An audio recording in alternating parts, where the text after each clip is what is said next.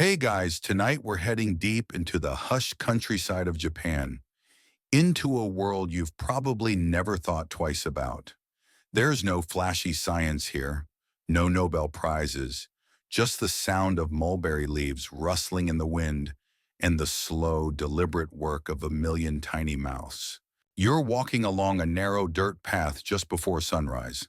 The sky is that delicate shade of pre-dawn lavender, and the air smells faintly like damp earth and sweet foliage. To your left and right, rows of mulberry trees stretch endlessly. Their leaves shimmer with dew, waiting to be plucked by practiced hands. There's no traffic here, no screens, just you, a straw hat slipping low on your forehead, and the whisper of silk in the making. You duck into a small wooden shed where trays of sleeping silkworms rest in dim light, and already your brain starts to slow. There's something hypnotic about it. The worms aren't moving. Not yet. They're waiting for their next meal. And honestly, so are you. But your meal is made of facts, and this one's rich in protein. You probably won't survive this, scientifically speaking. I mean, the sheer monotony of counting silkworms might just dissolve what's left of your attention span, but you'll go down in peace, cocooned in cozy boredom. So, before you get comfortable, take a moment to like the video and subscribe, but only if you genuinely enjoy what I do here. Let me know in the comments where you're listening from and what time it is right now. Now dim the lights, maybe turn on a fan for that soft background hum, and let's ease into tonight's journey together. The smell of mulberry hangs in the air, faintly sweet, almost grassy. You're kneeling beside a tray stacked 3 levels high, each one packed edge to edge with rows of silkworms the size of your pinky finger. They're not much to look at, wrinkled, white, slightly translucent. But you start to see the appeal. There's a serenity to them. They move only when they absolutely must, the ideal roommate. You pluck a leaf, hold it above one, and wait. It sniffs. Yes, it has a face. Kind of. It's mostly mandibles and mystery. Then it munches, gently, rhythmically, with a sound like microscopic rain. You imagine trying to fall asleep to this every night. Actually, that's not a bad idea. Silkworms, or Bombyx mori, if you want to sound fancy, have been domesticated for over 5,000 years. That's longer than horses and arguably more lucrative. These worms can't even survive in the wild anymore. They're like pugs, but for textiles.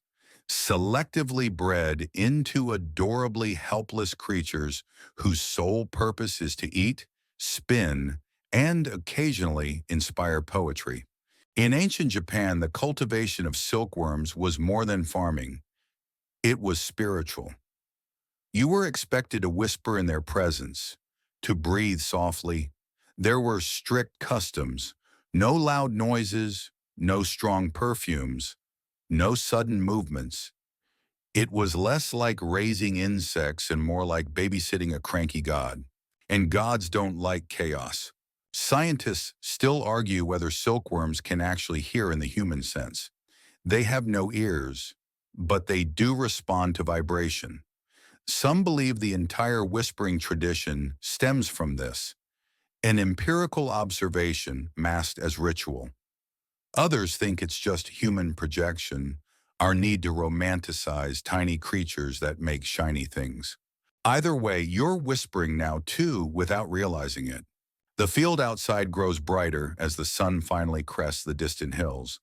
You walk along the silkworm house rows, each one built with precision, each mulberry tree trimmed just so.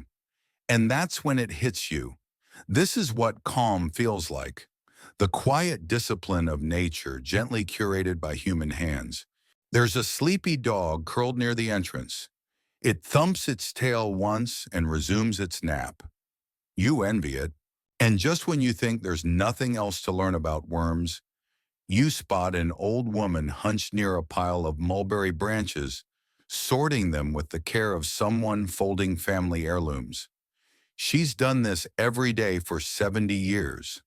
Her fingers are quick, her eyes soft. She sees you and nods. There's silk in the silence, she says. Or maybe you imagined it. Either way, you believe her. A quirky tidbit: the silkworm only has 5 pairs of eyes, but they're nearly useless. Instead of seeing the world, they feel it. They sense light, shadow, and the coming of meals. You respect that. It's a lifestyle worth copying. You turn back to your own tray. One of the worms has started to spin, slowly raising its head, arching in odd little figure eights. This is the beginning of a cocoon. You'll get there in a few sections. But for now, just watch.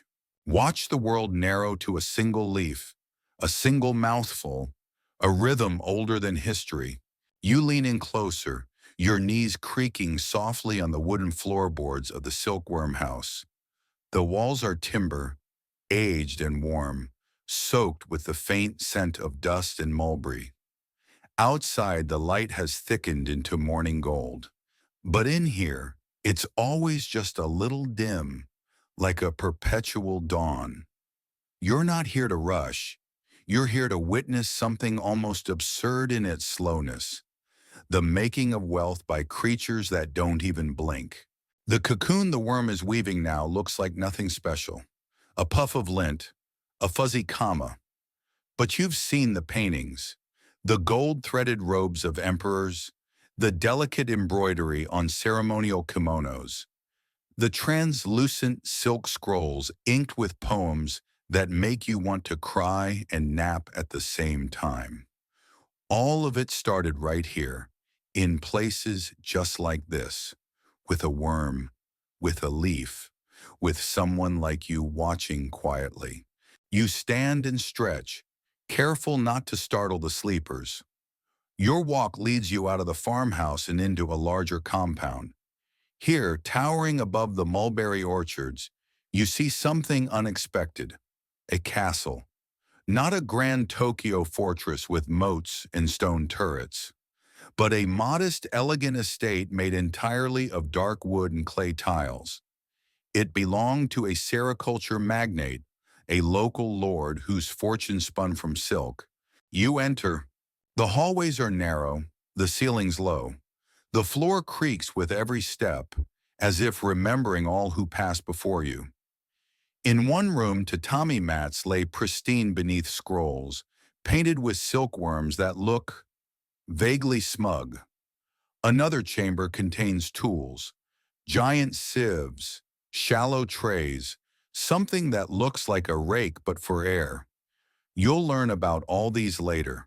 For now, you're just absorbing the vibe. The air is thick with a quiet reverence. You imagine the lords who once lived here, sipping tea and discussing worm genetics centuries before it became a science. One old scroll shows a diagram of a cocoon dissected like a temple. Another records which family made the longest thread in a single unbroken pull, 500 meters. That's nearly a mile of silk from one bug. You feel oddly impressed and slightly attacked for how little you've accomplished today. You step outside into a courtyard shaded by a flowering cherry tree. Pink petals spiral down like slow snow. There's a wooden bench beneath the branches, and you sit. You don't even check your phone. There's no signal anyway. And let's be honest, nothing on Instagram will beat a worm castle tour. Now, a mainstream fact for your sleepy brain: silk is made of two proteins, fibroin and sericin. The fibroin forms the core thread, smooth and strong. The sericin acts like glue, holding the fibers together. When boiled, the sericin dissolves, leaving behind the shiny, slippery threads we all crave. It's science. It's chemistry. It's also, let's admit it, a little gross. Scientists still argue whether fibroin has potential as a biodegradable plastic substitute. Some claim it could revolutionize eco-friendly materials. Others point out that harvesting it still requires boiling tiny bug tombs. We'll come back to that bubbling ethical stew later. But for now, you stay seated, watching the petals drift. Here's a quirky tidbit for your collection. In the Edo period, some silk lords were buried in silk-lined coffins, not because it preserved them better, but because they couldn't bear to touch linen in death. That's how deep the obsession ran. Imagine dedicating your entire life to an insect and then dying wrapped in its spit. You rise and stroll into the rear gardens of the estate, where small stone lanterns mark out walking paths. The breeze carries with it the unmistakable scent of roasted rice and spring blossoms. A pair of house cats slink past, disinterested in your existence. You envy their priorities. You find a shed near the back labeled only with a symbol for thread. Inside, dusty spools of silk the size of wagon wheels hang on the walls. They shimmer faintly in the shadowed light. One glows faintly purple. Another is so pale it looks silver. Your fingers itch to touch them, but you don't. Not out of respect, but because, let's be honest, they probably have centuries of worm dust on them. A weathered sign in the corner explains this was where thread was first sorted and graded. Not all silk is equal, after all. Some threads broke too easily, others were too coarse. The finest was nearly invisible and nearly priceless. You sit cross-legged now, in the middle of the floor, listening to the quiet. No machines, no talking. Just the distant hum of wind through bamboo and the echo of chewing insects from the nearby house. The lords may be long gone, but their worms are still here, spinning, sleeping, waiting. And you're waiting too, for the next part of the story to unfold. But not just yet. There's peace in the pause, even in the dust of an old silk castle. You don't hear them at first. Not because they're quiet, but because you're too relaxed to notice. The worms, hundreds, thousands, all working in slow, synchronized silence. It's as if they've signed some invisible pact. No rushing, no noise, no drama. You'd fit in here. You're back inside the silkworm house now. The trays stretch from floor to ceiling, a perfect arrangement of insect dormitories. If you're thinking, this looks like a worm skyscraper, you're not far off. Except instead of elevators, you've got stacks of mulberry leaves. And instead of tenants with jobs, you have larvae whose only talent is producing luxury fabric while barely moving. Now let's get theological for a second. In feudal Japan, the silkworm wasn't just a bug, it was a symbol of prosperity, patience, and near mystical purpose. And to some, it was sacred. You adjust your slippers as you shuffle toward an altar tucked into the corner of the room. Yes, a literal altar. A small incense bowl, a figurine of a worm carved from ivory, and a paper charm bearing the kanji for silk soul. Quirky? Yes. But this was once normal. Farmers believed silkworms were divine gifts. There are ancient folk tales where the first cocoon fell from heaven, wrapped around a shooting star. In others, a princess mourns a lost love so fiercely that she turns into the first worm, cocooning herself in grief. It's all very poetic and deeply dramatic for a species that now mostly exists to chew and spin. But it wasn't all myth. During the Edo period, entire provinces protected their silkworm strains like military secrets. You heard that right. Lords posted guards at mulberry fields. Workers had to swear oaths.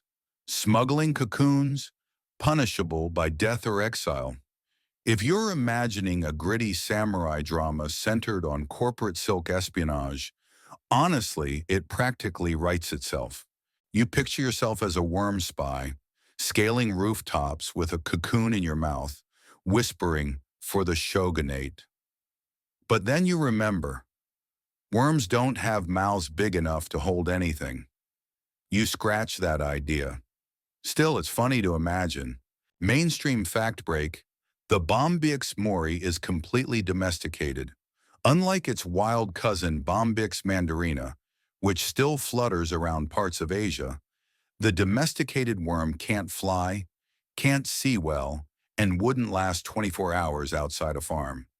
It's the chihuahua of insects, pampered, helpless, and weirdly expensive. Scientists still argue whether this level of domestication counts as genetic imprisonment. Has humanity reshaped these creatures so thoroughly that they can no longer be called natural?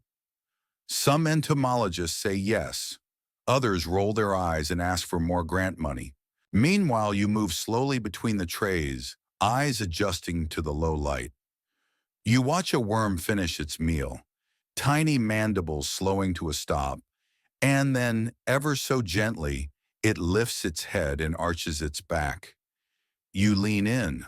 The worm secretes a clear thread from spinnerets beneath its mouth. The thread catches the dim light like spider silk dipped in moonlight. It begins to swing its head in slow figure eights, laying down the first lines of its eventual home. This is not panic. This is not instinct on overdrive. This is methodical, rehearsed.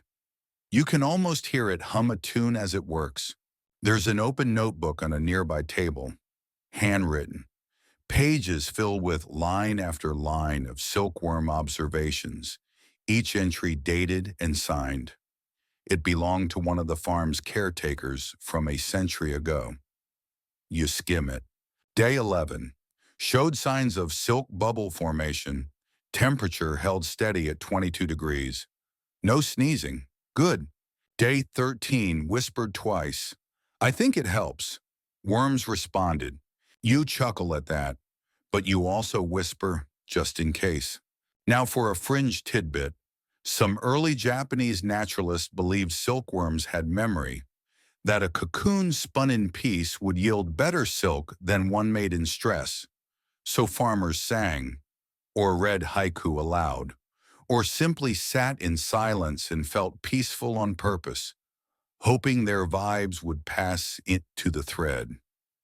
You're not sure if that's science or soft superstition, but you kind of like it. You rest your hand on the side of a tray, and it's warm. Not hot, not cold, just a perfect ambient warmth. The worms generate heat as they metabolize, and the wooden house has been engineered to hold that warmth in. Vents open and close to adjust humidity. Floors are raised to prevent drafts. It's the most advanced bug spa you've ever seen. A soft bell chimes outside. It's a signal for feeding. A young man in a head wrap walks in with armfuls of mulberry leaves. He doesn't speak. He nods to you, then begins gently laying leaves in each tray, like a priest offering communion. You stand back and observe the quiet choreography. There's a rhythm to it. Step, lift, place, whisper. Step, lift, place, whisper. The worms respond instantly, mouths twitching, tiny bodies shifting forward. The room becomes filled with the sound of chewing. You swear it's the softest ASMR you've ever heard. You exhale, realizing you've been holding your breath. And somewhere in the back of your mind, the thought lands gently. This is how empires were built, with bugs and patience. The air inside the farmhouse is thicker now, warmer, slightly humid, like the inside of a quiet greenhouse. You pull your sleeves up and feel the moisture settle lightly on your arms. This is no accident. It's a carefully tuned environment, like a living equation written in wood, air, and patience. You're inside a biological cathedral, and the choir has mandibles. You move through the central aisle of the silkworm nursery, and everything feels oddly sacred.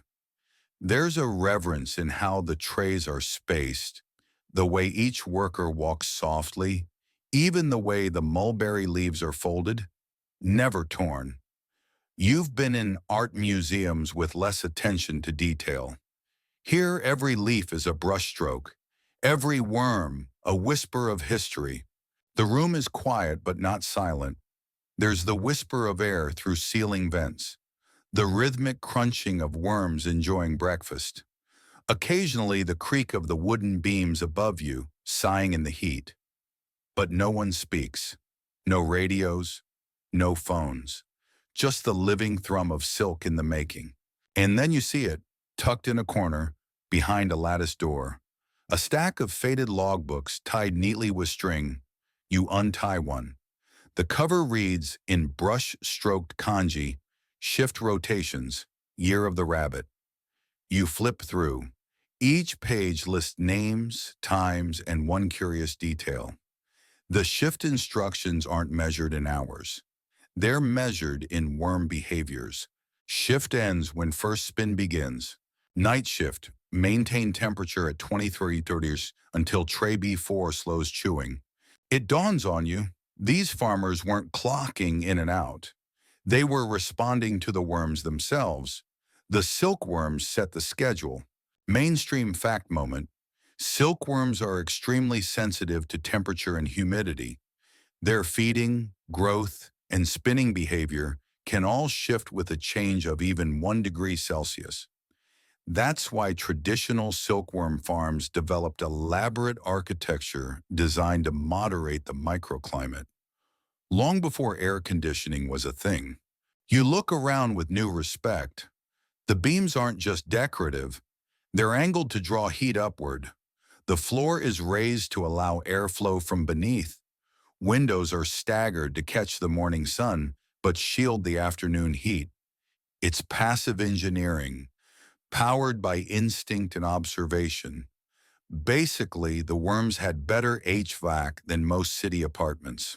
A quirky tidbit, in some Japanese villages, sericulture houses were built with sliding worm walls, literally movable partitions you could shift like giant shoji screens to help balance the airflow depending on how many worms were in which section.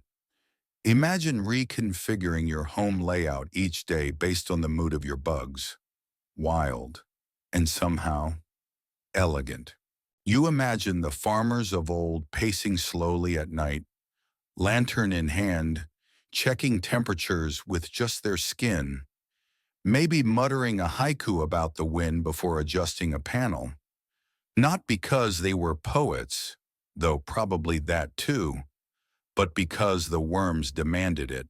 Scientists still argue whether this deep observational farming qualifies as an early form of ethology, the study of animal behavior. Some insist it was just trial and error. Others say it was proto-science, based on generations of detailed observation without the math. You decide both are right, and honestly, the worms don't care. They're too busy chewing. You sit down beside a large clay urn labeled with a symbol for storage. You peek in. Dried mulberry leaves stacked like tea. Emergency rations maybe? Or different strains for experimental feeding? You jot a note to yourself. Ask someone later, but only if it doesn't break the silence. You glance to your left. A man sits with a small fan in one hand and a thermometer in the other. He doesn't move unless he needs to. Every 10 minutes, he gently fans a corner of a tray, then rechecks the temperature. You wonder how many generations deep his knowledge goes. Probably 5, maybe 10. It's a legacy passed down by doing, not by lecture. And here's something you weren't expecting. During peak cocoon season, some farms hired watchers, people whose only job was to sit overnight and observe. They'd nap lightly in shifts, attuned to the sound of worms pausing, twitching, or rarely making a strange clicking noise. That noise still unexplained. You lie back against a wooden pillar and close your eyes. You try to imagine doing that job, just sitting, listening to worms, for 8 hours every night for weeks. Actually, it doesn't sound so bad. Another bell chimes. This one is softer, almost ceremonial. The farmers begin preparing the trays for the next stage, pre-spinning. This is when the worms are monitored even more closely as their silk glands begin to swell. The leaf portions are reduced, the lighting dimmed, the humidity is increased slightly. It's cocoon o'clock. You stand again, stretching slowly, careful not to rattle the boards. You feel like you're part of a ritual now, a quiet ensemble. Everyone moves with the precision of monks, as if guided by something ancient and unspoken. You walk past trays of worms arching, inching in tight circles, beginning the slow, sacred act of wrapping themselves in what will become history, fashion, currency, armor, and dreams. You realize then, in this still moment, that nothing about this is boring. It's just slow, purposeful, and oddly comforting. You press your palm against the wooden doorframe as you step into another section of the silkworm house. A slightly older wing, quieter still. The floorboards here are darker, scuffed smooth by countless feet over generations. There's a faint creak with each step you take, and even that sound feels like it's holding its breath. The temperature here is different, cooler at first, then gradually warming as you walk further in. You pause under a low lintel beam and look up. Slits in the ceiling, no bigger than chopsticks, let filtered sunlight in. On the far wall, small square windows are opened just a crack, angled precisely to draw air in from the north-facing slope of the hill. You're not in a room, you're inside a breathing organism.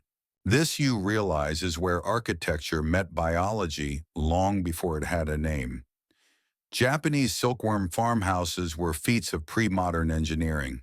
They weren't just homes, they were custom-built incubators, tuned like musical instruments to hold the right notes of heat, light, and airflow.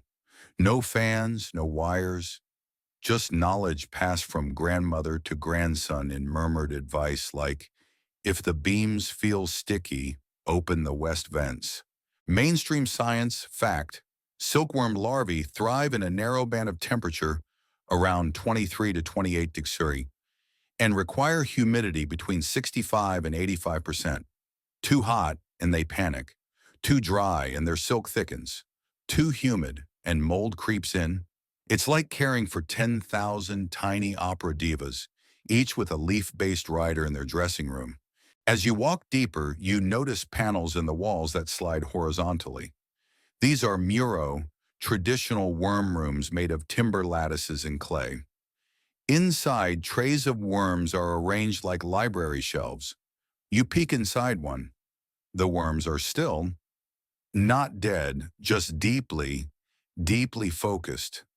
It's the final feeding before they spin. A soft breeze brushes your face.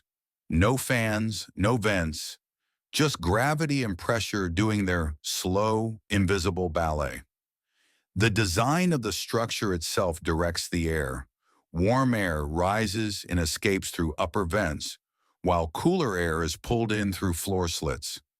Every single design choice was made not for people, but for insects. You're just the guest. A quirky detail. In some silkworm farmhouses, temperature was tracked by the behavior of the silkworms themselves.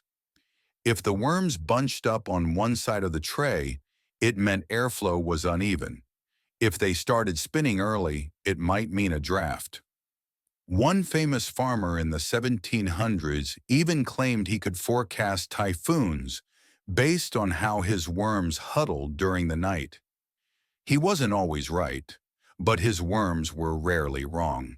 You sit now near a corner wall where the clay has chipped slightly, revealing straw mixed into the mud. It smells faintly like aged paper and wet stone.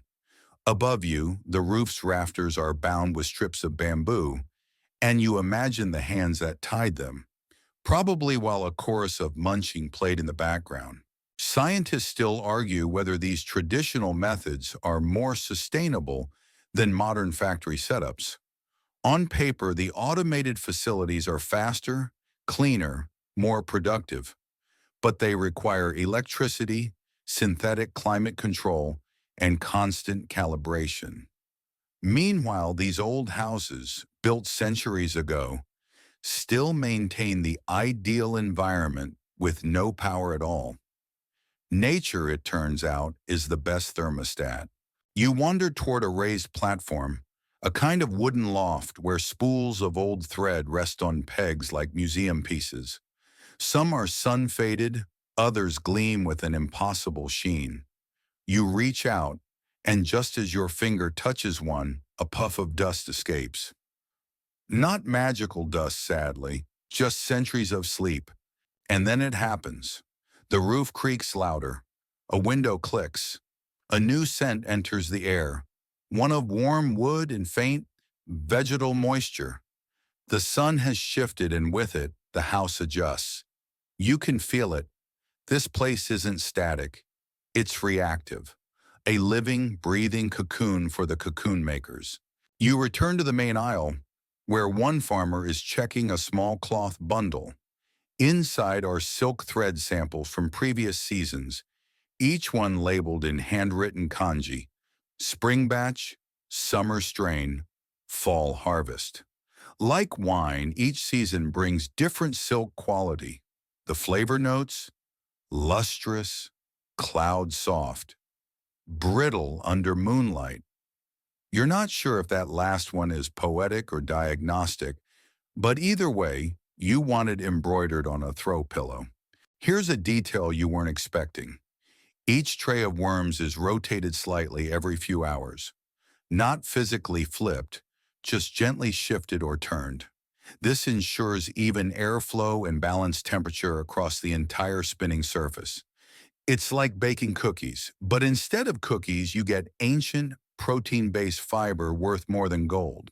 You crouch near a tray and watch one silkworm inch toward the edge. Pause and begin the first movement of spinning. Its head begins to bob, slowly. You can almost hear the rhythm, like a pendulum made of instinct. Figure 8. Pause. Tighten. Lay down the line. Repeat. The cocoon begins to form, and with it, a new phase begins. Not just for the worm, but for the entire house. The mood shifts. The trays become quieter, the lighting dimmer. Farmers speak even more softly now, if at all. This isn't just farming, it's stewardship. The worms are transitioning, and the humans must follow. You watch, and without realizing it, your breathing sinks to the spinning rhythm. You're part of the house now. You rise slowly, careful not to disturb the spinning ritual that now hums gently through the silkworm house. The atmosphere has changed again. It's not louder. If anything, it's more still. You can almost feel the tension in the air, not in a dramatic way, but in that hushed, reverent tone shared by libraries, planetariums, and now apparently worm farms during cocoon season. This is feeding time, but not just any feeding time. This is the last. The final meal before the worms commit to their transformation, walling themselves off from the world with the same stuff fashion designers and emperors used to obsess over. You kneel beside a fresh tray where a new layer of mulberry leaves has just been laid. These aren't the large, full-bodied leaves from earlier in the season. These are baby leaves, delicate, tender, almost translucent, the worm equivalent of fine dining. You pinch one between your fingers. It's so light it might float away if you exhale too hard. That's the point. The farmers figured it out generations ago. The final feed affects the texture of the silk. Rich, mature leaves at this stage might make the silk thicker, coarser. But these young, sweet leaves, they lead to finer, glossier threads. Like switching from a gas station croissant to something handmade by a French baker named Luc. If worms wore berets, this would be their moment. Mainstream science break. Silkworms go through 5 molts, known as instars, and their appetite shifts during each one. The final instar is where most of the silk-producing magic happens. The silk glands inside the worm swell to nearly half its body weight. Imagine growing a second stomach purely to store glittery spit. Now imagine doing it calmly. As you sit and watch, a worm near the edge finishes its last meal. There's a brief pause, a moment where nothing happens. Then it lifts its head, just slightly, and begins tracing small arcs in the air. You recognize this. It's preparing the scaffold, a loose structure where it can anchor the cocoon's first threads. You lean closer. The silk is almost invisible, catching the light like dew. The worm works in elegant, ancient choreography. No instruction manual, no feedback loop, just millions of years of genetic memory humming inside its cells. And it's beautiful, but also a little gross. The silk is produced in liquid form from two glands. As it contacts air, it solidifies. What you're witnessing is essentially a worm drooling itself into a sleeping bag. You don't mention that part aloud. It would ruin the mood. A quirky tidbit: in some Japanese regions, farmers swore by feeding their worms music as well as mulberries. Flutes for calm, drums for urgency. Some even whispered encouragements in lullaby-like tones. There's no science to prove this works, but the farms that did it often had the smoothest silk. Coincidence? Scientists still argue whether sound vibrations can subtly influence larval behavior, or whether the farmers were just serenading themselves into a sense of control. You turn now and glance at the feeding area, a small nook where baskets of mulberry leaves are sorted like gourmet ingredients. The farmers, mostly elderly, are seated at low tables, gently wiping down the leaves. Not washing, just patting away excess moisture. It's not about sanitation, it's about balance. Wet leaves raise humidity too fast. Dry leaves are brittle. The leaves must be Goldilocks perfect. You remember one of the notebooks you saw earlier. A page read, "Moisture from leaf, not from air. Let them chew, not slurp." You chuckled then. Now it feels oddly profound. You notice one woman counting the worms with a tiny abacus. She slides the beads without looking, her gaze fixed on the tray as if watching a storm roll in. The numbers matter. Overfeeding a tray could trigger premature spinning. Underfeeding, and the worms get restless. It's a balancing act, like cooking a souffle during an earthquake. You shift to another tray now, observing a group of worms in synchrony. They've eaten. They've paused. And one by one, they begin to lift and bend. The figure eights begin again. The scaffolds appear, crisscrossing like miniature scaffolding for invisible temples. At the edge of this tray, you spot something unusual. A worm turning slightly in the wrong direction. It circles twice, hesitates. Then it nudges another worm, who reacts with a twitch. A little traffic jam, really. But even in this moment, no chaos. Just recalibration. A few seconds later, the first worm finds a new path and begins again. You smile. Maybe you were expecting factory-like perfection, but what you found is something better. Tiny, persistent improvisations. The worms don't need perfection. They need room, rhythm, and the right leaves. Scientists still debate the influence of nutrition on final silk strength. Some studies show a direct link between the timing of the last feeding and tensile strength. Others suggest genetics play the dominant role. Either way, everyone agrees on one thing: don't mess up the final meal. You rise and walk to the far side of the house, where a chart is pinned to the wall. It shows a timeline, feeding cycles, temperature shifts, humidity curves. But near the bottom is something different, a set of hand-drawn worm expressions, tiny cartoons. Happy chew, leaf confusion, spinning itch, post-spin nap face.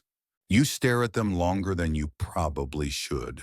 You sit back down near the tray you started with, now noticing that half the worms are already inside partial cocoons. Their bodies vanish under layers of glistening silk, little by little, as if the world itself is dissolving them into thread. You're quiet, not out of obligation, but because there's nothing more to say. You just listen to the sound of chewing, spinning, soft leaf fall, and you wonder briefly if the worms dream. The cocoon is nearly complete. You sit cross-legged beside the tray, eyes tracing the slow, rhythmic loop of the silkworm's head as it lays the final threads. There's something profoundly hypnotic about the movement, like watching someone knit with invisible yarn. Over and over, figure eight, arc, pause, again. It's not hurried. It never is. You lean in and realize that in the last half hour, you've barely moved. Your breathing has slowed. Your thoughts are hushed. The worm's pacing has become your own. And isn't that something? As the worm finishes, you notice how it pulls its body inward, gently shrinking into the silk shell like a thought curling into sleep. That's when the stillness sets in. Real stillness. No more chewing. No more shifting. The silkworm disappears inside its silken capsule, and the world seems to hold its breath. You whisper, even though no one is near. You feel like you've just witnessed something sacred. Mainstream fact pause. A full cocoon is made up of a single strand of silk, often between 600 to 2,500 meters long. That's longer than the Empire State Building is tall. A single thread, unbroken, meticulously layered over 3 to 8 days of constant motion. It's not spun like spider silk, but extruded, hardened on contact with air, layered strategically by a creature with no training, no blueprint, just pure instinct. You run your fingertip along a finished cocoon.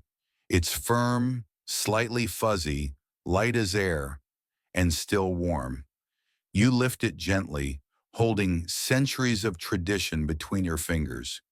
You don't even care that your hands smell faintly of leaf and dust and worm sweat. You're enchanted. But not every cocoon is perfect.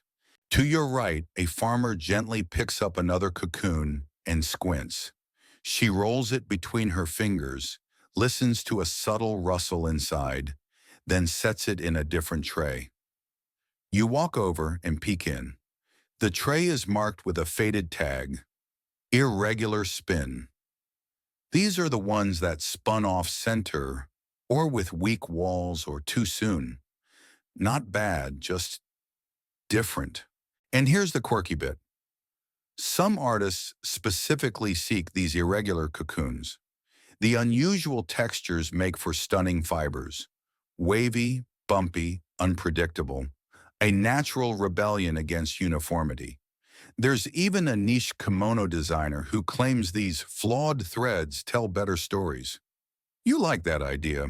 Imperfection as narrative. You walk past rows of spinning trays now, each one quieter than the last.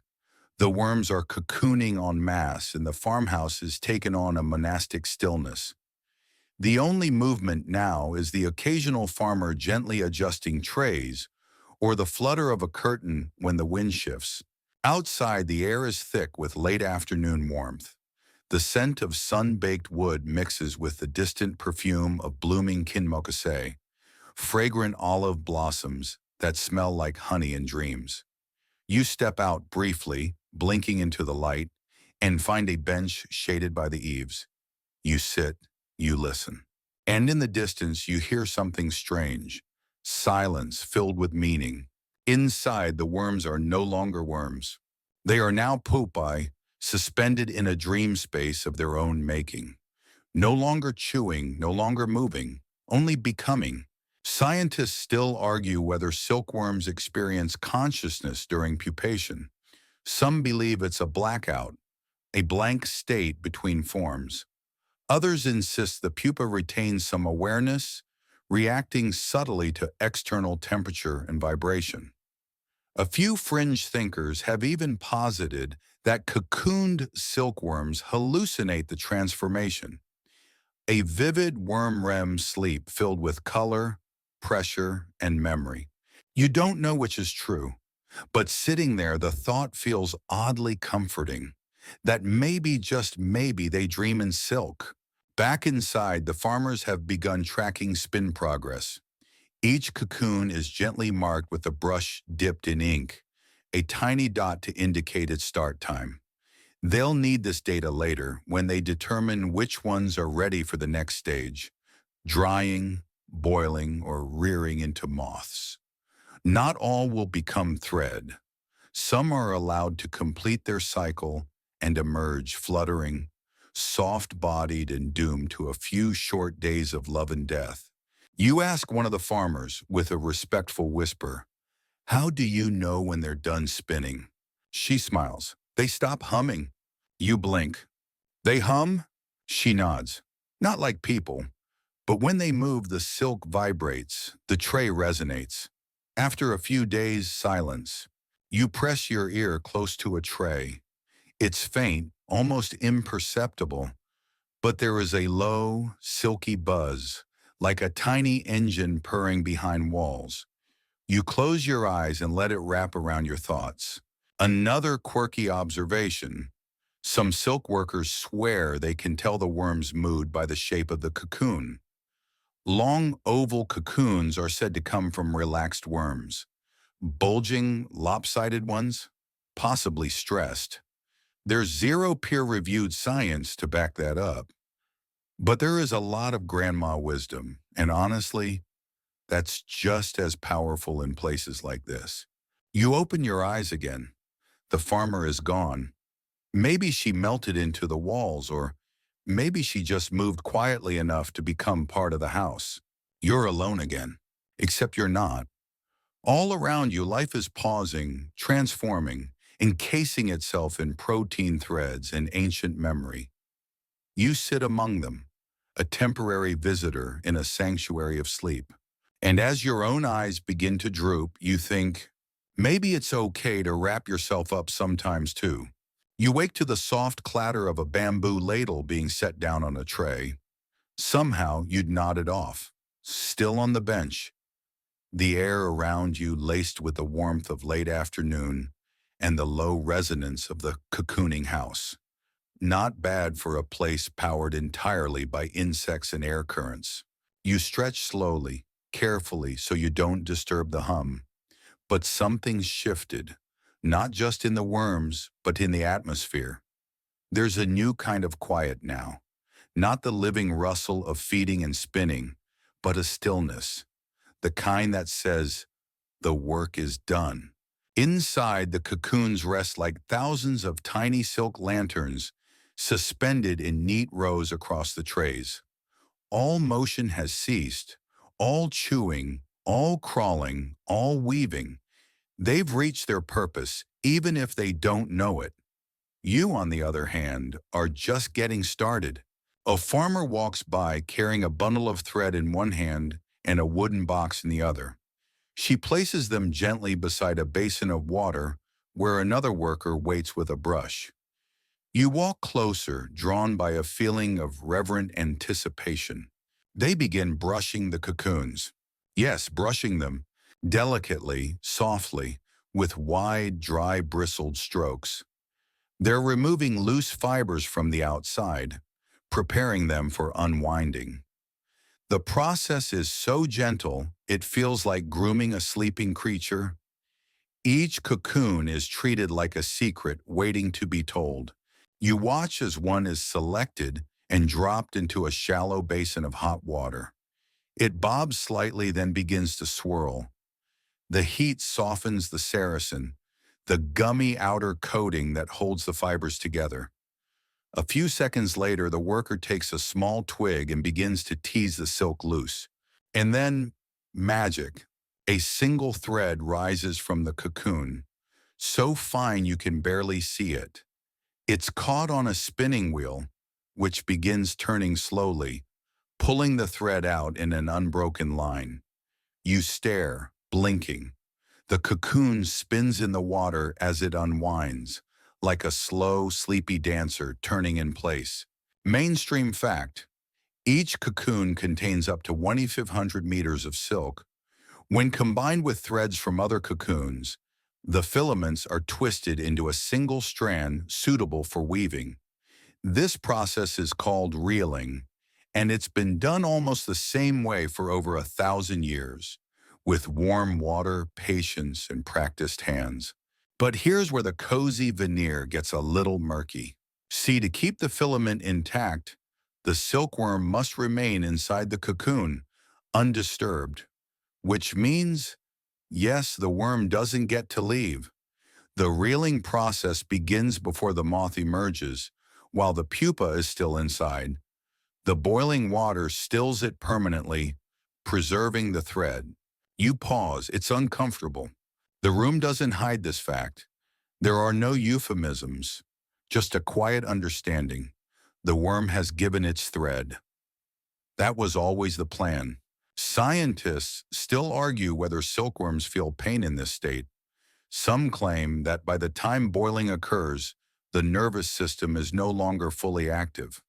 Others believe any sentient creature, however simple, deserves to complete its cycle. And so a growing movement now allows some cocoons to hatch, to honor the full transformation.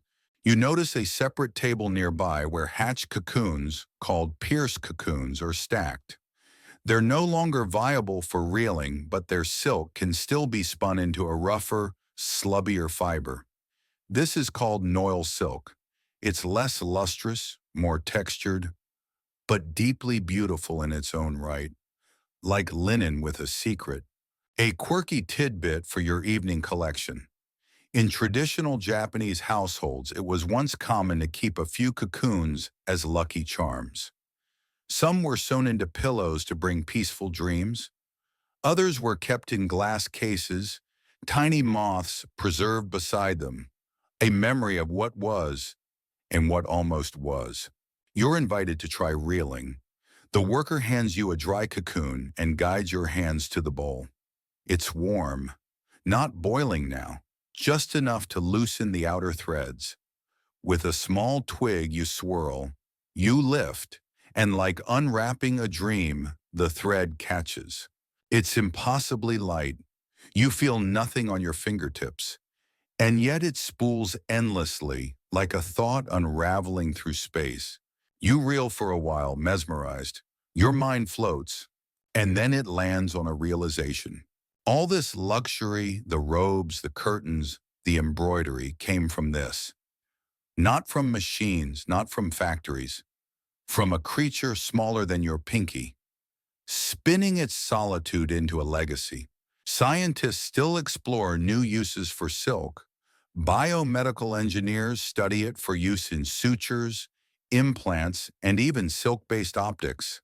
It's strong, biodegradable, and can carry medicines into the body without triggering an immune response. In some labs, silk is being used to grow artificial corneas, in others as scaffolding for neurons. But you just like the way it glows in the sunlight. You step back as the cocoon finally empties. What's left is a pale, crumpled husk, light as a whisper. It's placed aside. Another is chosen. The process begins again. And you think, this is the science we overlook. Not the loud breakthroughs, but the quiet, repetitive miracles. The kind that require you to wait, to watch, to listen to the hum. You turn toward the far window. The sun is dipping low now, casting golden light across the silk trays. The farmhouse seems to exhale, and so do you. You whisper to the empty cocoons, "Good work." You sit at the edge of the reeling station, the scent of damp wood and warm water lingering around you like an old robe. Nearby, freshly reeled silk threads are being hung on bamboo rods to dry, stretched taut across a wooden rack that creaks ever so slightly in the breeze. You watch them sway, glinting softly in the golden hour light like the strings of a harp waiting to be played. And yet, for all the elegance, there's a ghost of discomfort in your chest. Boiling cocoons, silencing the worm to preserve the thread. You hadn't thought much about it until now, but the facts aren't shy. The silk we wear, gift, admire, it often comes at the cost of the worm's next breath. You glance back at the steaming basin. It sits innocently, a vessel of tradition, but also of necessary endings. You're not the first to feel this way. Long ago, some Buddhist sects refused to participate in sericulture altogether, considering it a form of unnecessary harm. Others sought alternatives, waiting for moths to emerge and using the leftover silk, even if the quality suffered. They spun oil, wore it proudly, made philosophy into fashion. But most people didn't, and still don't, because the silk from an unbroken cocoon is unmatched. Light, strong, and luxurious in a way that even synthetic fibers struggle to replicate. And there's always a tension there. Beauty and cost, tradition and ethics. Mainstream fact moment. Silk has a tensile strength rivaling steel and the elasticity of nylon. That means it can stretch without snapping and support weight far greater than you'd expect. It's not just pretty, it's functional. That's why early parachutes, surgical sutures, and even bicycle tires once used silk threads. Today, bioengineers are exploring how to use spider silk, which is even stronger, by inserting spider genes into silkworms. Yes, real science, not Marvel fan fiction. Scientists still argue whether these transgenic silkworms pose risks. Some say they could revolutionize materials. Others worry about bioethics, long-term ecosystem impacts, or the simple unease of playing threadmaker with DNA. You return to the table where several cocoons are marked for a different fate. These are not being reeled, they're being raised. A small tray nearby holds fully formed moths, soft and pale, wings trembling gently like damp paper fans. They're harmless. They don't even eat. They live only to mate, lay eggs, and pass quietly back into the silence. You watch as one moth clings to the edge of the tray. Its body is plump, its wings more ceremonial than functional. Domestication has left them flightless, grounded angels in the smallest of heavens. A farmer leans over and scoops a few onto a flat dish lined with rice paper. These will be part of the next generation. Their eggs, not their thread, are the treasure now.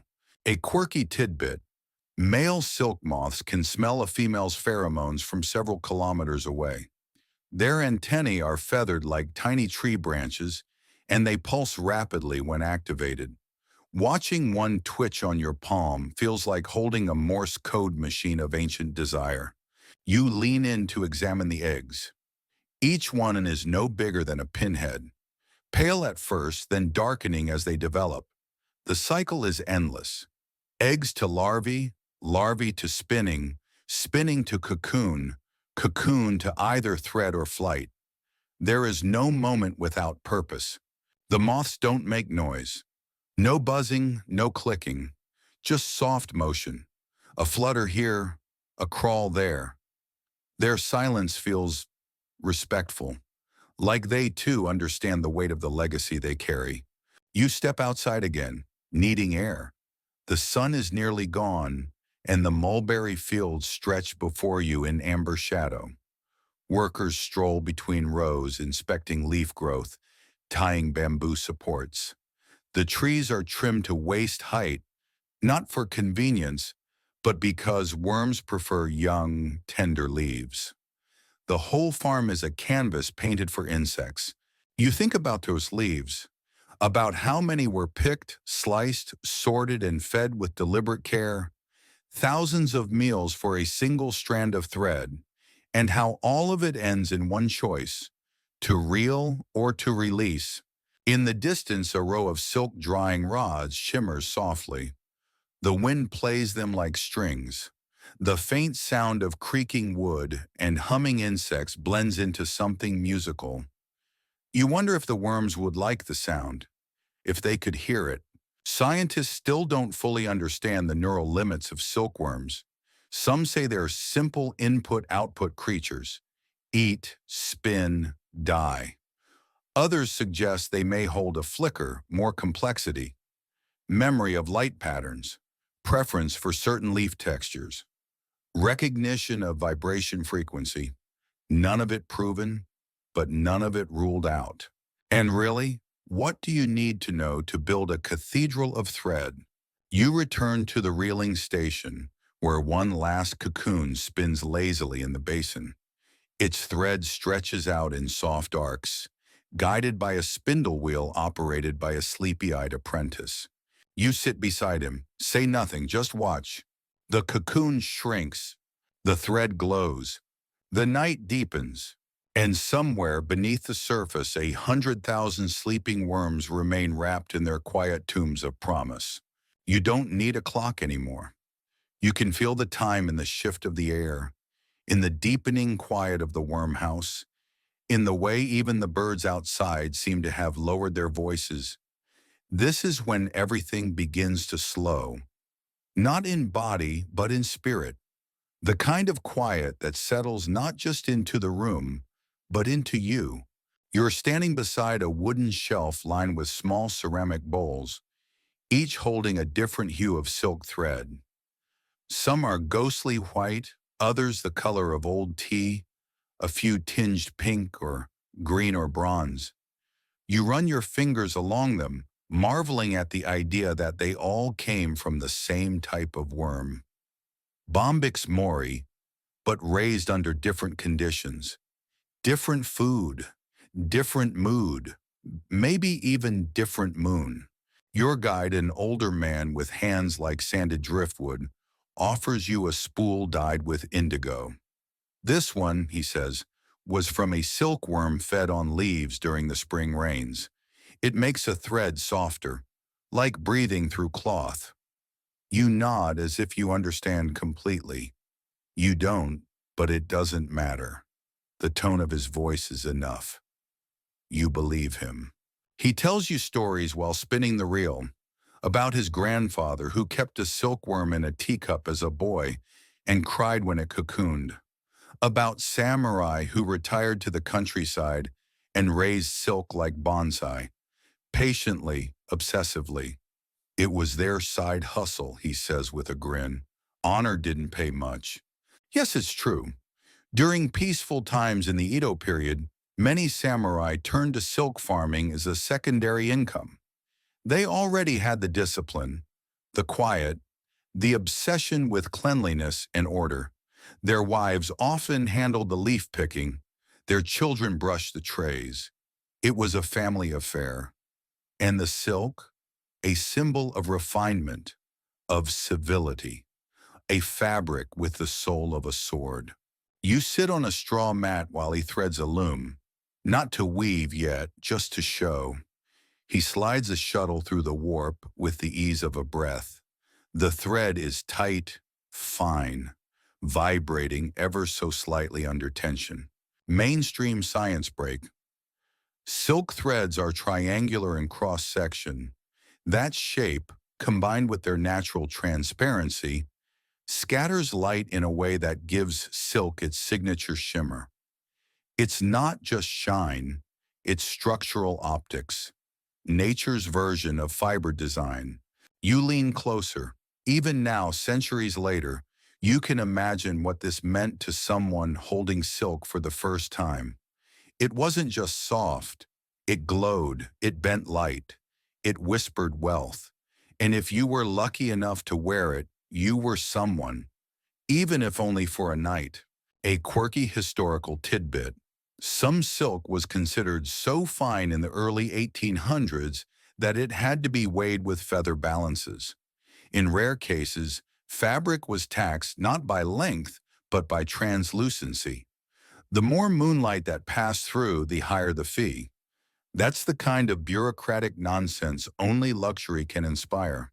Back in the worm house, a young woman is tying up finished skeins into small bundles. She works quickly but gently, as if she were still worried the silk might feel rushed. You watch her hands, the way she turns the threads just enough, never yanking, always coaxing. She catches your glance and smiles. You want to see the archive? You blink. Archive? She leads you to a narrow wooden door tucked behind a curtain of woven reeds. Inside is a small room, cooler than the rest, lit only by a paper-shaded lantern. Shelves rise to the ceiling, and each is lined with flat wooden boxes. She opens one carefully and slides out a folded kimono. It's stunning. Not flashy, just perfect. Seafoam green silk with hand-stitched cranes in flight, each feather a whisper. You reach to touch, but she shakes her head gently. Only eyes. This one belonged to a dancer who wore it once, then donated it to the temple. You open a second box. A bolt of rougher silk, slubby and textured, like tree bark. Samurai sleepwear, she says. No flash at night. You chuckle. Even warriors need pajamas. Scientists still argue whether historical silk garments should be preserved in museums or occasionally worn in ceremonies. Some say textiles are living things. They must be used to retain meaning. Others say too much exposure degrades the fiber. The debate continues. The robes remain folded. You step back, letting your gaze wander over the shelves. Each bolt of fabric, each thread, is a frozen moment, a silent biography of one worm, one leaf, one choice.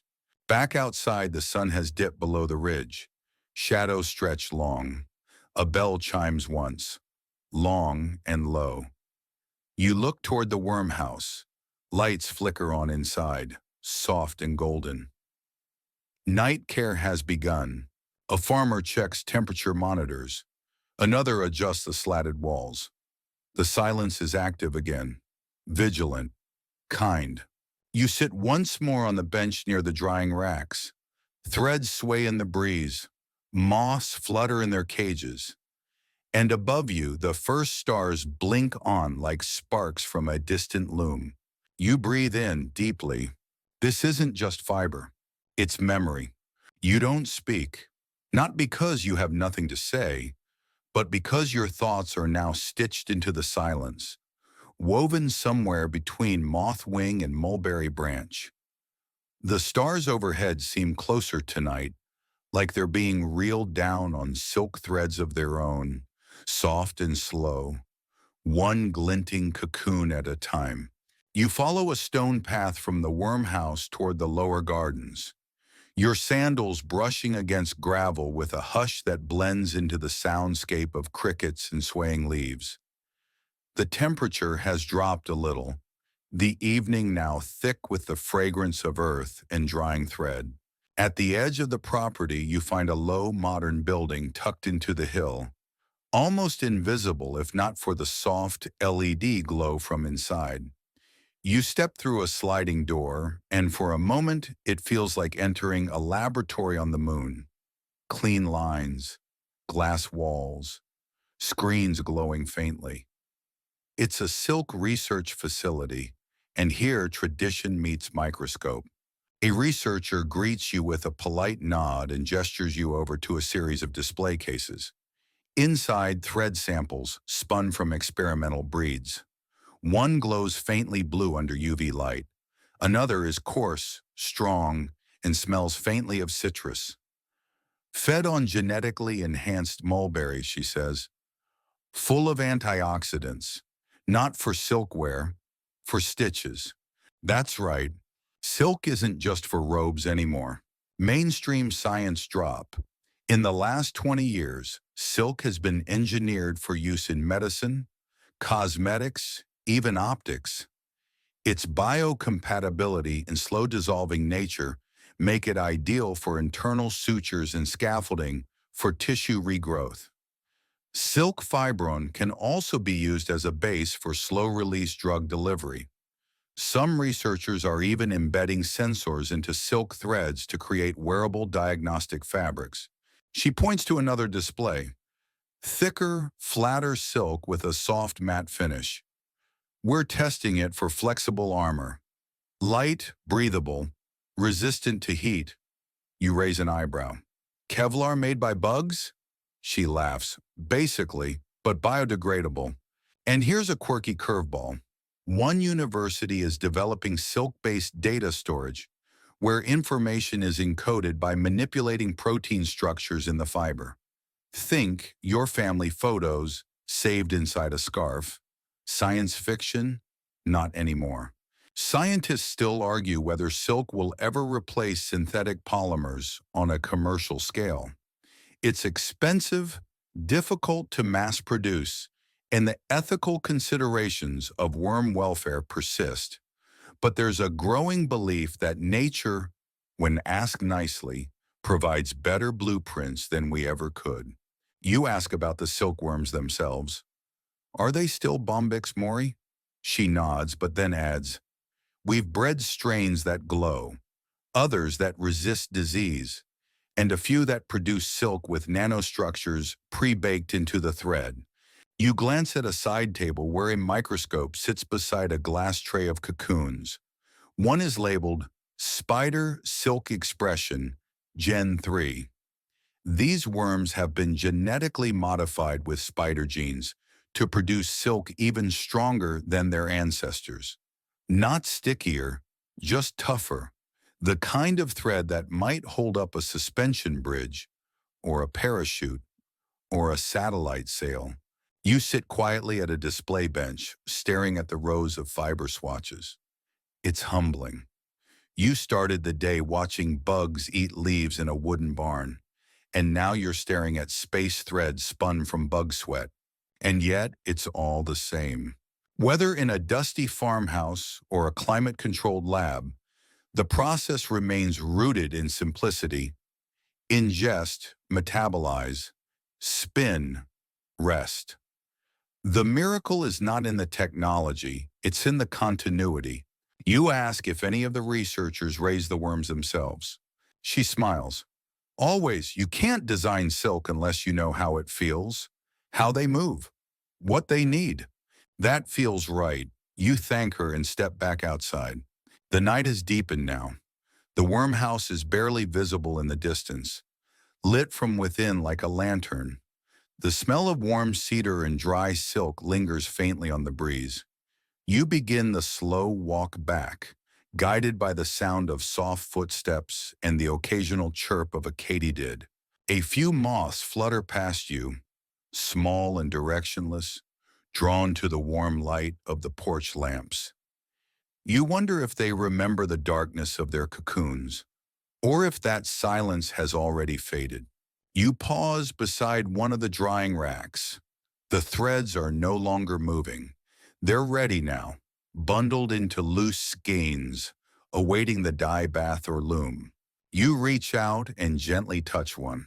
It's warm from the sun, soft, but strong. You pull your hand back and realize it's left a faint indentation on your fingertip. The thread pushed back, just a little, not in resistance, just enough to remind you, this is not a metaphor. It's real. Fiber made from breath and transformation. Proof that even the quietest processes, the smallest movements, can hold up the weight of worlds. You awaken the next morning to birdsong and the low rustle of mulberry leaves outside your window. The air is cool, clean, almost weightless. You stretch, yawn, and immediately realize you've adjusted.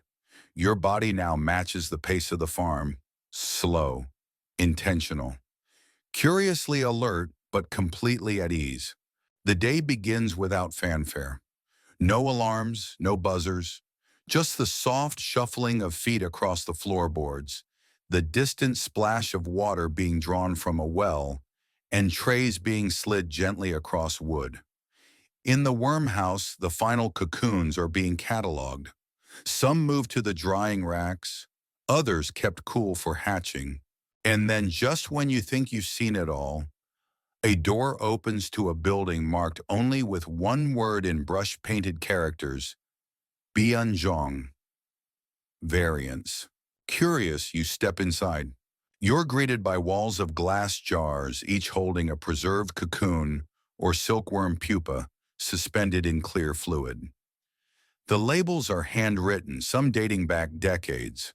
One is startlingly pink, another jet black. A few are long and twisted like overcooked macaroni. This is the genetic archive, where the oddballs are remembered. The lead researcher, a woman in a gray work coat dusted with thread, explains that over the years, farmers have encountered spontaneous mutations, worms with translucent skin, worms that spin double cocoons, worms with unusually aggressive appetites. Many were seen as errors, discarded or ignored. Others were cultivated. And here's the twist. Some of the most sought-after silk varieties came from these so-called mistakes. Mainstream science interlude. Silkworms are insects, but unlike many others, they've been so thoroughly domesticated that their wild survival instincts are nearly erased. This makes them ideal subjects for controlled breeding experiments. Researchers have intentionally bred for color variance, silk thickness, growth speed, and even resistance to environmental stress. She shows you a display board of silk strands, pale lavender, moss green, smoky gray. All natural colors, she says. No dye, just careful feeding and careful genetics. You hold one of the lavender threads up to the light. It's cool to the touch, softer than any fabric you've worn, a whisper that holds form. Scientists still argue whether we've over-domesticated the silkworm. Some claim the modern strains are so reliant on humans that they qualify as an entirely new species. Others believe that this dependency is what makes them so valuable. After all, they were never designed for wilderness. They were designed for partnership. A quirky tale. In the 1970s, a small village tried to raise a line of giant silkworms capable of spinning thicker threads. The worms grew so large they had trouble cocooning, and several escaped into the hills, becoming local legends. No one ever found them, but every spring some villagers still hang leaf bundles near their gardens, just in case. You move deeper into the lab, where a low hum draws your attention. A group of students is gathered around a 3D printed reeling apparatus, watching live footage of a genetically modified worm spinning silk embedded with luminescent proteins. That's right, glow-in-the-dark silk. It was originally for medical tagging, one student says without looking up. But now we're testing it for clothing. Night runners, cyclists, possibly astronauts. You stare at the glowing filament. It pulses gently like breath, like thought. You ask the obvious question, why not just use synthetics? The student shrugs. Synthetics don't heal. Silk does, and it degrades. When we're done with it, it goes home to the soil. That sticks with you. You walk to a quieter corner, where the older records are stored. Drawings of moths, charts of worm lifespans, letters between farmers debating whether feeding worms mulberry bark affects thread texture. It doesn't, but they tried. You come across a faded notebook, its cover soft and fraying. Inside, sketches of experimental cocoon shapes. One looks like a spiral shell, another like a teardrop. Notes in the margins suggest these might help maximize surface area for dye retention. You imagine the trials, hundreds of worms raised, watched, measured, spun, assessed, all for one little tweak. And yet, this is science at its most human, not grand theories, just careful watching, gentle tinkering, notes taken over tea, curiosity held gently in the palm. You return outside where the sun is already high. A group of students are testing silk parachutes by tossing weighted bundles off the barn roof. Each one unfurls in the air with surprising grace. They cheer when one lands without a bounce. You smile. The thread of the future is still being tested by throwing things off roofs. Some things never change. You sit near the garden edge where the mulberry trees begin. You pluck a leaf, roll it gently between your fingers, and wonder what kind of silk it might become. Who will spin it? What path it will take? You've seen the worms, the farms, the boiling pots, and the thread reels. You've felt the tension of ethics in industry, the wonder of biology, and the strangeness of evolution. But here, in this moment, you feel something simpler. A thread connects everything. A worm to a tree, a leaf to a robe, a farmer to a scientist, you to the silence. And all of it, delicate and stronger than it looks. You sit at the edge of the garden for a long time, watching the breeze stir the top branches of the mulberry trees. Their leaves ripple in loose rhythm, sunlight flickering between them like silk itself. Light, elastic, just barely tethered to the earth. It feels like a full circle, but the thread doesn't stop here. It stretches on, into places you never expected. Back at the main building, the farmers are packing bundles of raw silk, long skeins of glistening thread, gently coiled and tied, labeled in black ink. Most will go to local artisans, a few to larger buyers, and some, wrapped in climate-controlled boxes, will be shipped to places far beyond these hills. America, France, Singapore, and more recently, low Earth orbit. Yes, silk has gone to space. You enter the rear room, where a display cabinet holds something remarkable, a small panel of silk fiber insulation, sandwiched between two layers of polymer. A plaque reads, Prototype Thermal Layer, ISS Trial Sample, Bombyx mori, Kyoto strain. That's right, this farmhouse, this sleepy little corner of the world, helped craft a material that now floats among the stars. Mainstream fact moment, silk's unique properties, lightweight, heat-resistant, breathable, and surprisingly tough, make it an intriguing candidate for use in spacesuits and spacecraft insulation. Unlike synthetic fibers, silk doesn't off-gas harmful chemicals in sealed environments. And when blended with modern composites, it becomes both flexible and durable.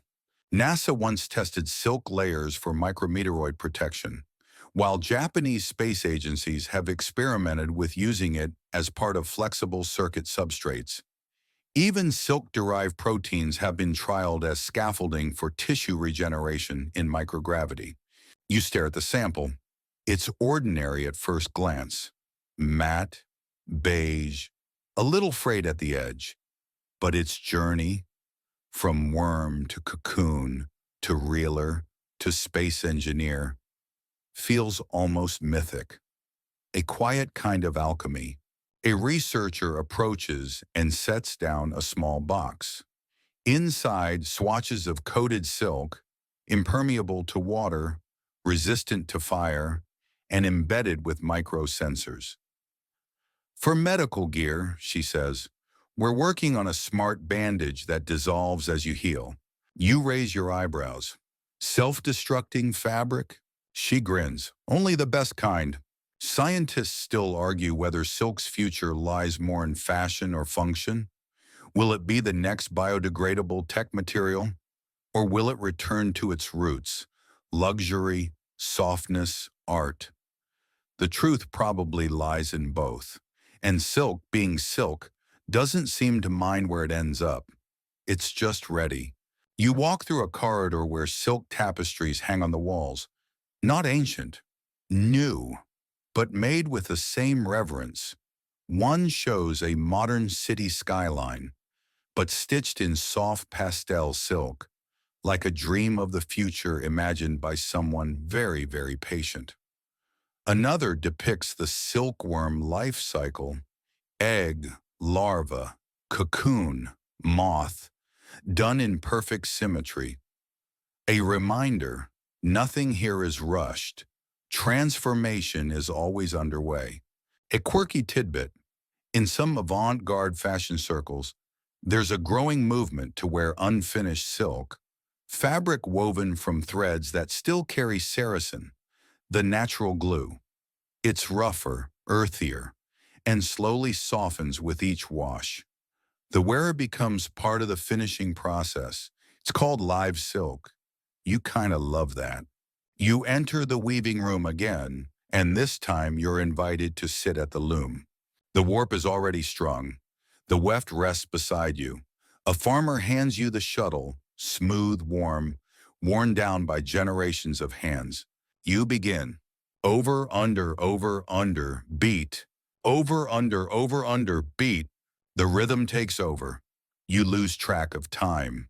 The sound of the wooden frame creaks in steady tempo. It's not loud, but it feels loud after the hush of worm houses and laboratories. Yet it's also grounding, like thunder after a long, still rain. And for a moment, you're not just a visitor anymore. You're part of the thread. You're the link between biology and culture, between data and design, between worm and cloth. You're not observing the story, you're weaving it. When you finish the line, everyone claps softly, not performatively, just enough to mark the moment. You smile not just because of the work, but because of what it represents. Silk has always been more than fabric. It's an idea, passed down through threads, that patience matters, that transformation is quiet, that strength hides in softness. You leave the loom behind and step outside one last time. The evening light is back. The air smells faintly of smoke from the wood stove where dye baths are being prepared. Someone's playing a bamboo flute in the garden. A silk moth drifts across your path, weightless, blind, full of memory. You watch it vanish into the dusk and think, the future may be loud, bright, full of wires and glass. But somewhere, a worm will still be spinning. And that thread, soft, strong, silent, will hold. The next morning, you wake before the sun. There's something about the rhythm of this place that's finally synced with your internal clock. No alarms, no plans. Just a natural pull toward the mulberry rose, as though your body remembers what the worms knew all along. It's time to move forward gently. The fields are wrapped in mist, the dew clinging to leaves like glass beads on silk. You walk slowly between the rows, hands brushing leaf edges, your breath visible in the cool dawn air. And then, as if summoned, you see them. Rows of trays laid out under a bamboo shelter, each holding newly laid silkworm eggs. They're barely visible. Tiny ovals no bigger than a sesame seed, pale gray speckled with the softest patterning. You bend close and exhale just once, and they shimmer, not from light, from possibility. This is where it starts again. A farmer joins you, carrying a small basket of dried leaves. He places them beside the eggs and gives a slow nod. We'll warm them gradually, he says. Let them think it's spring. And there it is. The secret. The cycle never stops. It just rests, resets, rewinds. Mainstream science interlude. Silkworm eggs are photoreceptive and temperature sensitive. To delay hatching, they're kept in cold storage. To trigger it, they're slowly reintroduced to warmth and light, mimicking the natural seasons, a form of simulated springtime. Farmers can now plan entire generations this way, syncing silk production with climate, demand, or festivals. You glance down at the rows of eggs, hundreds of them, maybe thousands, each one containing a blueprint, a silent program coded in DNA to grow, eat, spin, sleep. All they need now is time and care. And suddenly you're struck by how little has changed. Even in an age of bioengineering and space thread and smart fabrics, The beginning is still this, fragile, quiet, unassuming.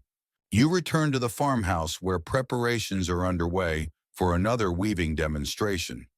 This one's different, though.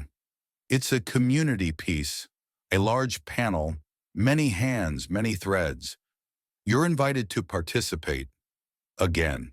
The warp is already set. The weft lies waiting.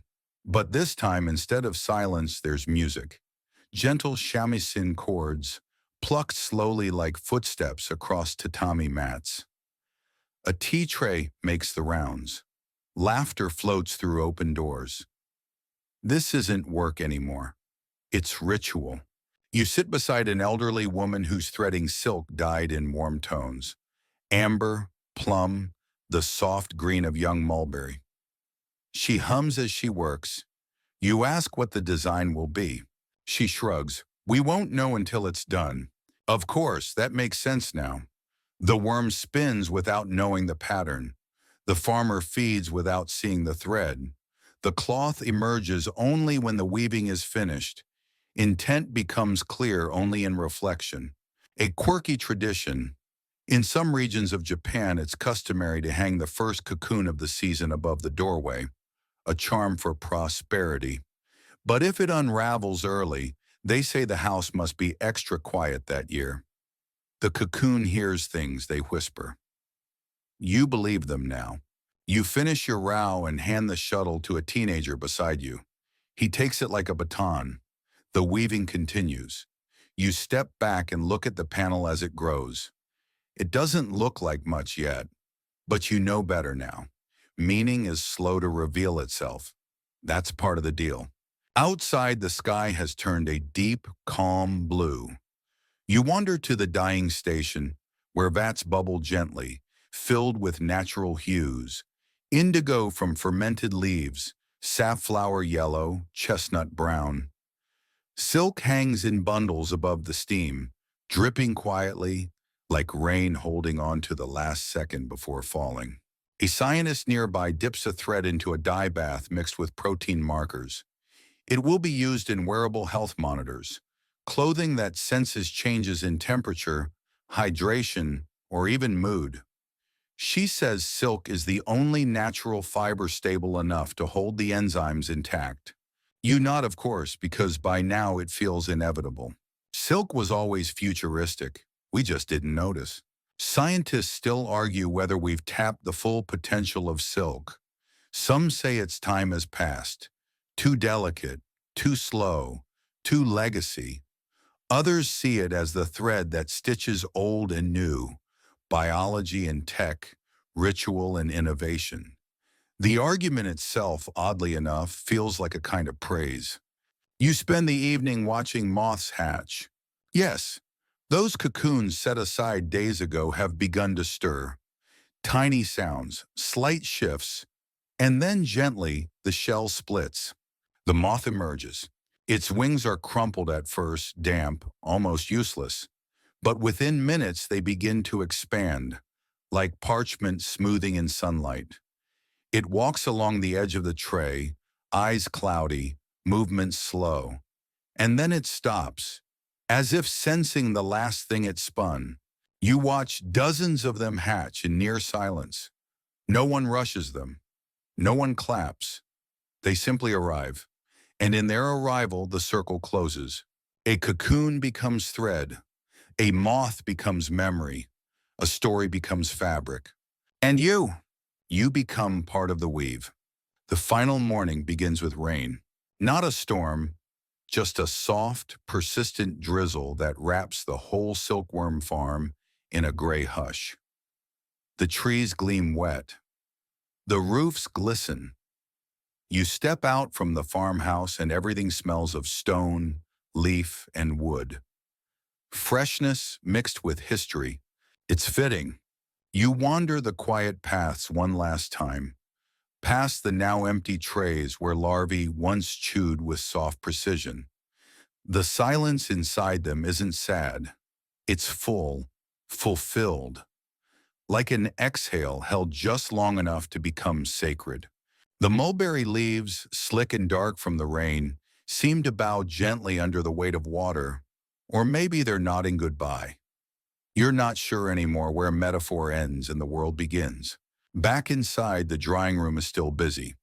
Final skeins are bundled, labeled with thread weight and spin date. A student jots notes.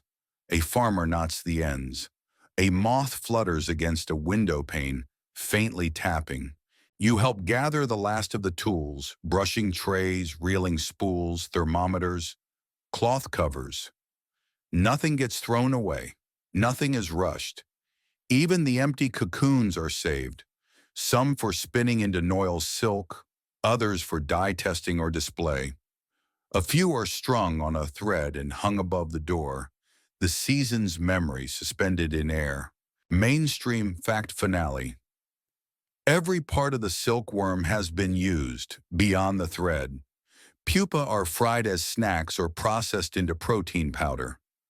Wastewater from reeling is filtered for sericin extraction, used in cosmetics and shampoo.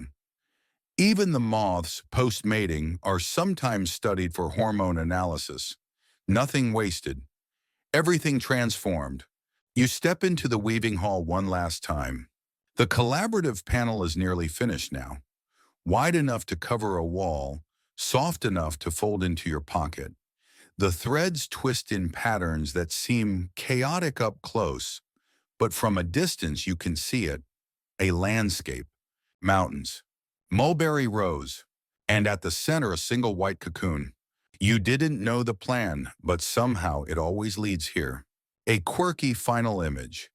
In one village, old weavers say that if you dream of silkworms 3 nights in a row, you'll fall in love with someone patient. If that's true, you might be doomed.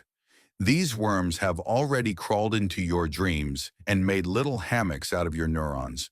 Scientists still argue whether silk will continue to matter in a synthetic world.